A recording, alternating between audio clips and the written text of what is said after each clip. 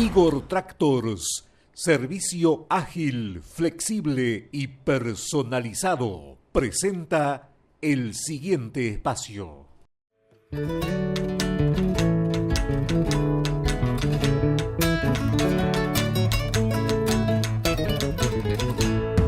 Me duele si del folclore dicen que es cosa de viejos. Si sos joven prométeme no aflojarle ni un momento.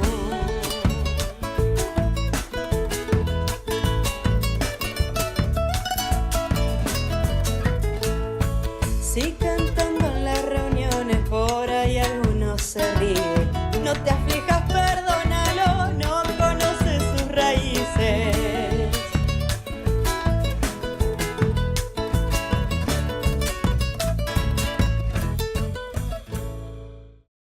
Abrimos este nuevo capítulo y, como hacemos habitualmente aquí en AgriInformer, tratar de poner a consideración justamente de los televidentes cómo es el comportamiento en cada uno de los sectores. Recién veíamos lo que es la producción hortícola en el litoral, en algunas noticias también repasando otros sectores. Vamos a hablar en esta oportunidad con el ingeniero agrónomo Alberto Cruces para hacer una puesta a punto sobre la situación de cultivos de verano y cultivos de invierno. Terminando la cosecha de zafra de cultivos de verano, los resultados son mejores a años anteriores. Con resultados que son claramente muchísimo mejores que los últimos 2 años, que fueron realmente de terror, el de la seca y el de los problemas de la cosecha del año pasado, que dejaron un agujero lamentablemente muy importante en las economías de las empresas, incluso algunas, el palo ha sido demasiado grande como para poder bancarlo. Es un cambio, es un punto de inflexión de lo que ha venido pasando. La soja ha tenido resultados productivos buenos, en un mercado que tiene las volatilidades que tiene, lamentablemente lo seguimos viendo y lo vamos a seguir viendo por algún tiempo más. Pero bueno, alguna gente pudo capturar algunos precios relativamente buenos que, dado los costos que tuvimos el año pasado, que fueron inferiores a los que teníamos en años anteriores, da un número positivo para lo que es la soja. Andando por el país, y tú que andás bastante también, habrás visto que todavía queda algún maíz por levantar, que en general, como el maíz aguanta bastante en planta, la gente espera hasta el último para levantarlo. En general el maíz ha tenido crecimiento realmente muy bueno en todos estos últimos años, si uno se retrotrae a capaz que 15 a 20 años atrás, donde teníamos cosechas de maíz muy pobres, eso ya prácticamente que no lo vemos.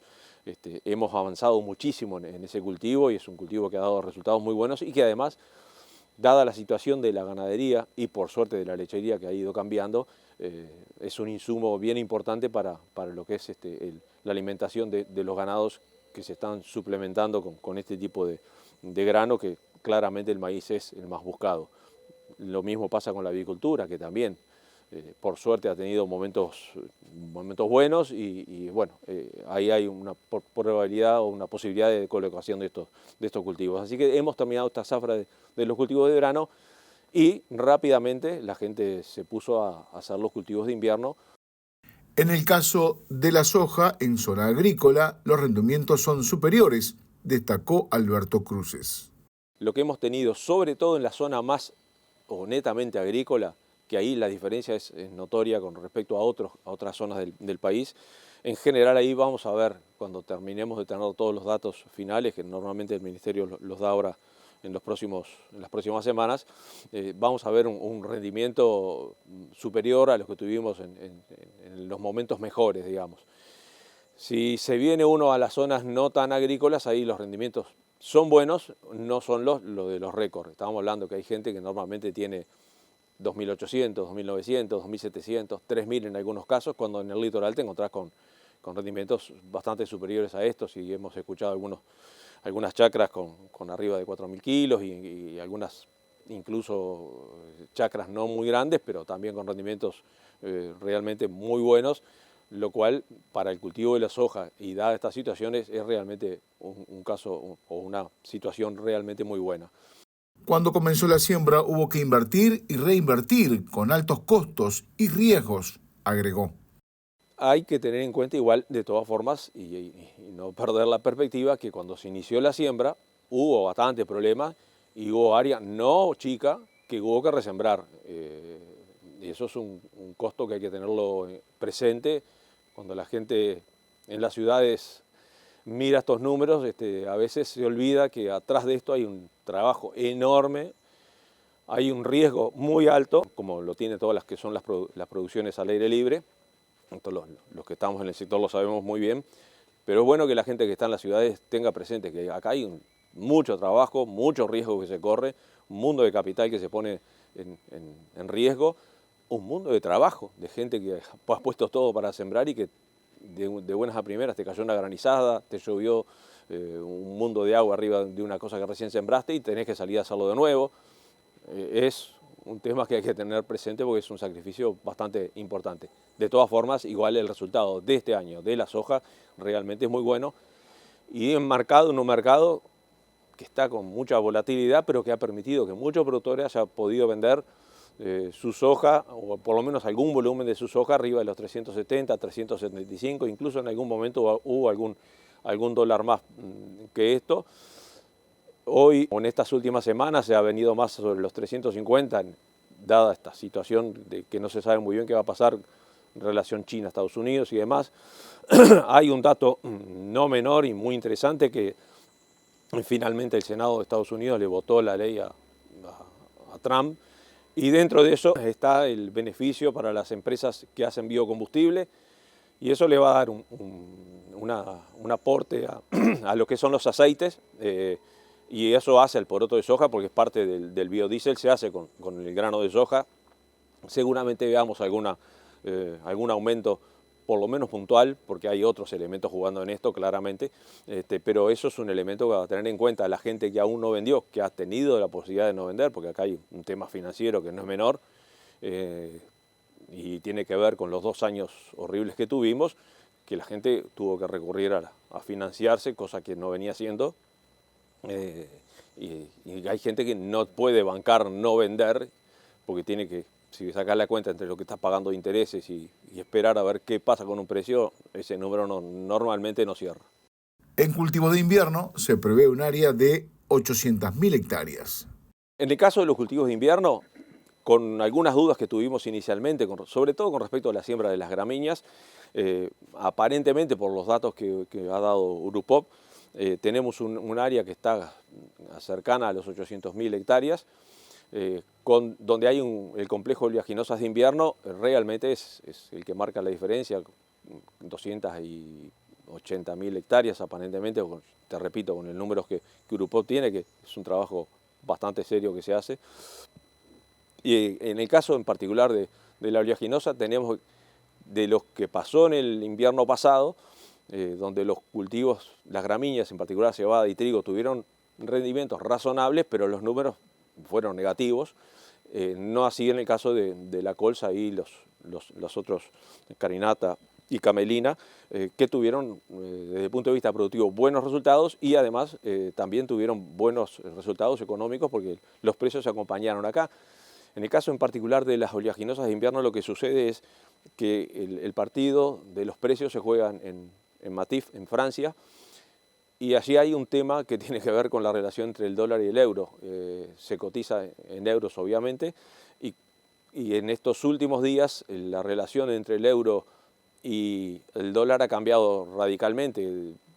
A ver, el año pasado teníamos relaciones que casi estuvieron a 1:1, y hoy estamos 1:14, 1:15, 1:16, entonces cuando convertís lo que pasa en el mercado de euros a dólares, es eso para los productores que venden su producción en dólares, es un número que ayuda, más allá de lo que pase con los mercados internacionales, que obviamente, como es aceite, y tiene que ver con biocombustibles, y tiene que ver con el valor del petróleo, que más allá de lo que pasó en la situación de Estados Unidos e Irán, que en algún momento pensamos que se iba a ir para arriba el petróleo, finalmente después se fue acomodando. Vamos a ir viendo el serrucho, como decimos, sube y baja, pero está con números que no se dispararon. De todas formas, hay una situación para los cultivos de las oleaginosas de invierno que parece positiva y en general, además productivamente, los productores han afinado muchísimo el cultivo que inicialmente era pocos los que sabían del cultivo, cómo manejarlo y rápidamente se logró que los que sabían manejar el cultivo lo fueron pasando al resto de los productores y la verdad que se han dado muy bien con ese cultivo. Cruces también analizó la situación de la cebada, donde hay posibilidad de exportación. Hay dudas para el trigo.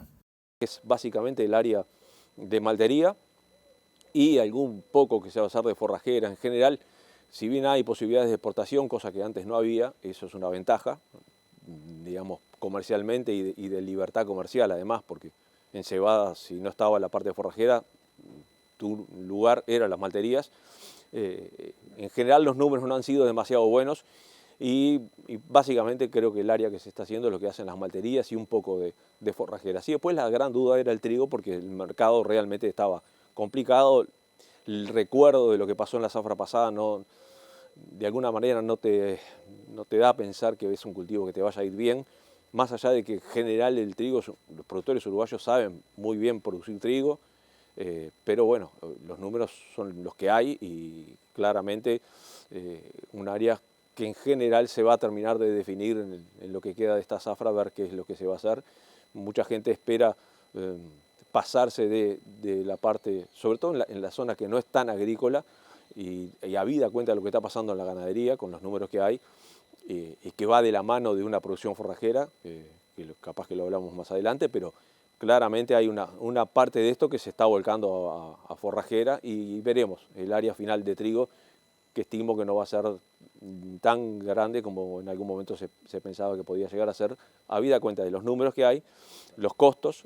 Hay un tema del valor de los fertilizantes, sobre todo en lo que es fósforo, que se usa bastante para estos cultivos, que en el mundo está en muy pocas manos y realmente hemos visto aumentar los valores de los fertilizantes de fósforo muchísimo y eso es sin duda que es una tirada para atrás porque tanto las gramíneas en particular son dos cultivos que necesitan el aporte de fósforo y más como estamos manejando nuestros suelos que realmente es un tema a tener bastante en cuenta y el costo energético sin duda que sigue siendo pesado para lo que es la producción del país.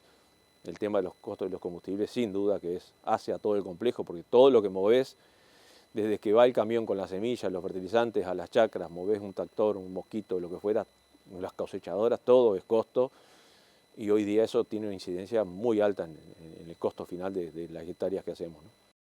Explicó que en muchos casos, debido a la situación de la ganadería, los productores agrícolas se reconvierten.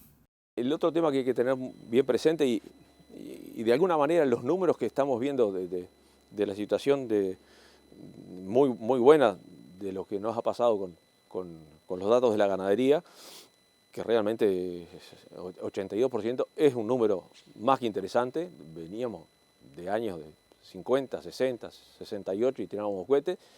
Es un número realmente interesante y esto habla mucho y muy bien de la respuesta que los productores hacen cuando las situaciones lo permiten. A ver, venimos de años donde los terneros valen lo que valen. Entonces, sin duda que aquellos que están en la cría, que normalmente fueron vistos como el último orejón del tarro, empezaron a invertir porque el mercado lo permite y porque la situación lo permite. No es que la gente no hiciera porque no tenía ganas. No. Los números no daban. Y hoy los números dan y se ha ido avanzando y realmente la ganadería, como está funcionando en Uruguay, por suerte está con un nivel de producción realmente muy bueno que hace que toda la cadena tiene que andar bien. No existe aquello de que, o sea, todos sabemos que los terneros que no tuvieron buena crianza no llegan a lo que se necesita para los encierros, para la exportación de ganado en pie, para las cuotas. Es inevitable y esto pasa por hacer comida. Lo que estamos viendo en estos últimos tiempos es que parte de la gente que hizo agricultura, en particular los que son dueños de campo que tienen una pata puesta en la agricultura, que se animaron a hacer en aquellos años que vinieron los argentinos a enseñarnos teóricamente cómo hacer, quedaron muy pocos de aquellos que vinieron a enseñarnos, se metieron a hacer agricultura, les fue relativamente bien, pero claro, hoy tienen esta situación de la ganadería que tiene otras certezas distintas a la de agricultura, menos riesgo, y los números realmente son más que interesantes y entonces parte de lo que se hizo de agricultura entra en sistemas de rotación, no se deja de hacer agricultura, se reduce parte del área, entran rotaciones con pasturas, que además, y dicho sea de paso, en general lo que hemos visto y sabemos es que lo que vuelve de rotaciones de pasturas a la agricultura, los rendimientos no tienen nada que ver, realmente te lo devuelve rápidamente, cuidás el suelo, en fin, y lográs este mix. Esto pasa con la gente que es dueña de campo, que tiene esa posibilidad, que lo está haciendo y realmente anda muy bien. Y también vemos que gente que es arrendataria y que está tratando de reconvertirse, ahí hay un tema financiero que es pesado, porque salir de la agricultura y de los agujeros que nos quedaron estos 2 años y pasarte a ganadería es una tirada.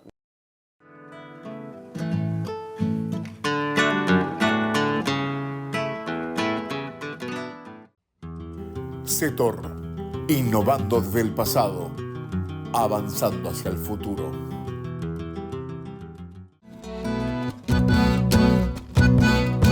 Métale al bailongo que no ni no. Tómese una grapa, le propongo. Métale al bailongo que no ni no. Tómese una grapa, le propongo. Métale al bailongo que no ni no.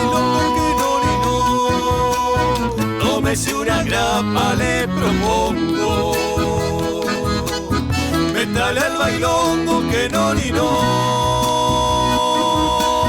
Tómese una grapa, le propongo.